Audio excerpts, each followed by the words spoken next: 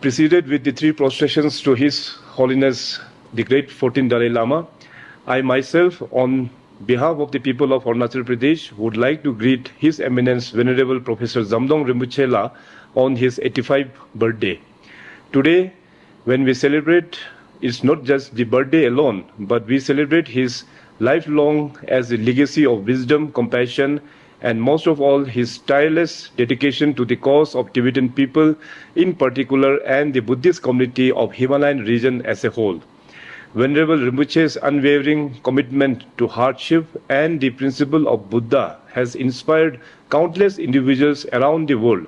As a teacher, as a scholar, as a leader, His Eminence Jamdong Rinpoche continues to guide us towards a future which is of peace, justice, and harmony.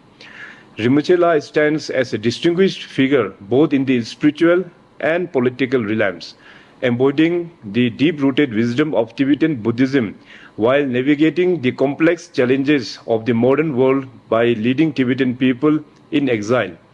As the first democratically elected Kalan Tripa of the Tibetan government in exile, he has been a pivotal force in preserving Tibetan identity.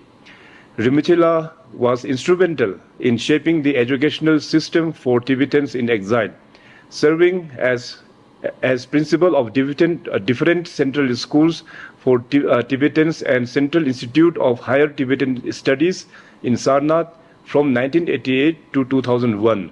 And now, these days, Rinpoche La actively promotes and supports the social, emotional, and ethical learning, popularly known as SEE Learning Program, a program which has been advocated by His Holiness the Dalai Lama.